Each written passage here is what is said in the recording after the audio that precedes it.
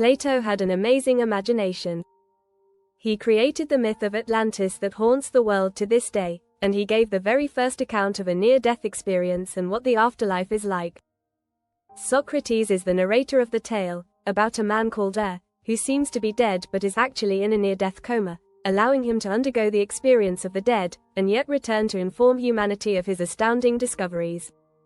Socrates said, "Well, I will tell you a tale, not one of the tales which the hero Odysseus tells to Alcinous." Homer's famous Odyssey was largely about Odysseus, cast by a storm onto the shore of the legendary island of Scheria, where he recounted his legendary adventures to Alcinous, king of the Phaeacians who ruled over Scheria, including his trip to the mouth of the land of the dead.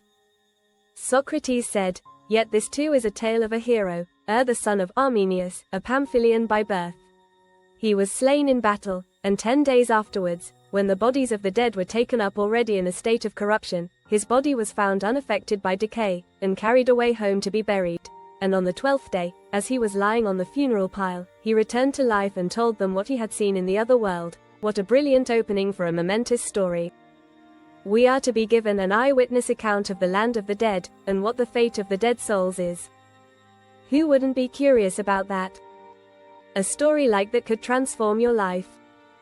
Socrates continued, said that when his soul left the body he went on a journey with a great company, and that they came to a mysterious place at which there were 2 openings in the earth.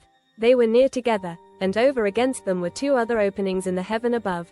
Disembodied souls, we learn, gather together and journey to a place of mystery. At this place, there are 2 openings in the earth, one for descending into the earth, and one for ascending from the earth. Equally, there are 2 matching openings in the atmosphere, one for ascending into the heavens and one for descending from the heavens. This is also a place of judgment. Here, all souls come to learn their fate.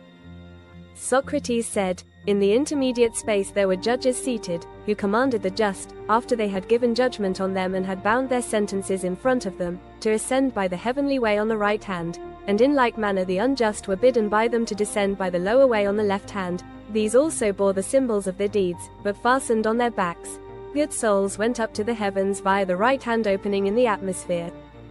Bad souls went down into the earth via the left-hand opening in the ground. The sinners had their sins pinned to their backs. Did the good have a list of their virtues on theirs?" Socrates said, "He drew near, and they told him that he was to be the messenger who would carry the report of the other world to men, and they bade him hear and see all that was to be heard and seen in that place. You would imagine that God would arrange for an eyewitness to report back to the living what happens to the dead. Strangely, God never does that. Does he have something to hide? Why is he so secretive about the afterlife?" Socrates said, "Then you beheld and saw on one side the souls departing at either opening of heaven and earth when sentence had been given on them, and at the 2 other openings other souls, some ascending out of the earth dusty and worn with travel, some descending out of heaven clean and bright. Souls that had completed their sentence in hell came out of the right-hand opening in the ground. Souls that wanted to experience the world for the first time, or wanted to return to earthly life from heavenly life, descended from the left-hand opening in the atmosphere." Socrates said, "And arriving ever and anon they seemed to have come from a long journey, and they went forth with gladness into the meadow, where they encamped as at a festival, and those who knew one another embraced and conversed, the souls which came from earth curiously inquiring about the things above, and the souls which came from heaven about the things beneath. Woodstock for souls. What could be a better festival than one where the souls released from hell mingled with the souls newly come from heaven and swapped their stories?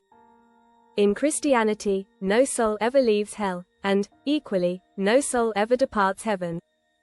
All the exits are closed in both places. No one exchanges any respective stories about heaven and hell."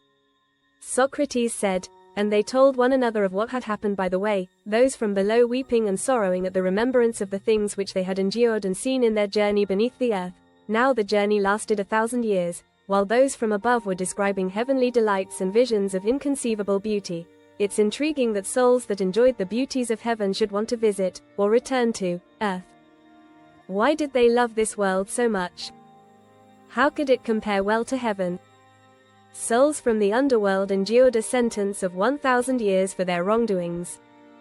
Socrates went on. He said that for every wrong which they had done to anyone they suffered tenfold, or once in 100 years, such being reckoned to be the length of man's life, and the penalty being thus paid 10 times in 1,000 years. Justice, we learn, means serving a punishment of 10 times a human life for each serious wrong a person does to others. In Roman Catholicism, this would be equivalent to serving time in purgatory.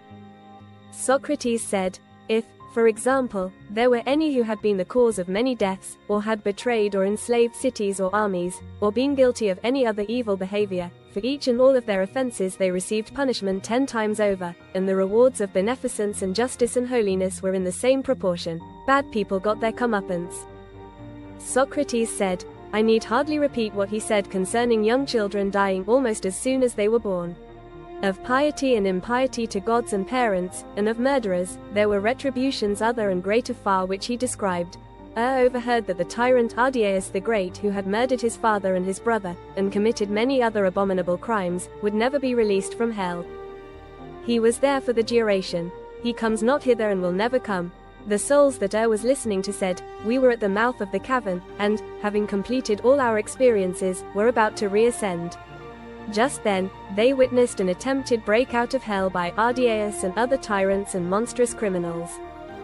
Socrates said, they were just, as they fancied, about to return into the upper world, but the mouth, instead of admitting them, gave a roar, whenever any of these incurable sinners or someone who had not been sufficiently punished tried to ascend, and then wild men of fiery aspect, who were standing by and heard the sound, seized and carried them off, and Ardiaeus and others they bound head and foot and hand, and threw them down and flayed them with scourges, and dragged them along the road at the side, carding them on thorns like wool, and declaring to the passers-by what were their crimes, and that they were being taken away to be cast into hell. So, there were fiery security guards to stop anyone irredeemable from ever getting out of hell. Even the release gate seemed to be programmed to stop any of the damned from breaking out. Socrates said, and of all the many terrors which they had endured, he said that there was none like the terror which each of them felt at that moment, lest they should hear the voice, and when there was silence, one by one they ascended with exceeding joy. So, the worst sinners could never get out of hell and would always be stopped from ascending through the opening in the cavern, but everyone else would be released in due course, having served their time and paid recompense, as in the Catholic concept of purgatory. Protestantism got rid of the concept of purgatory, leaving only heaven and hell as destinations for the dead. Penalties and retributions were justly served out to wrongdoers, and great blessings to the virtuous.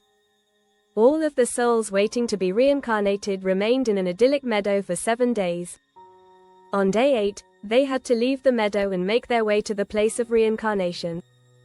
The journey, not described, took 4 days to reach a cosmic vantage point. What did they see there? Check out part 2.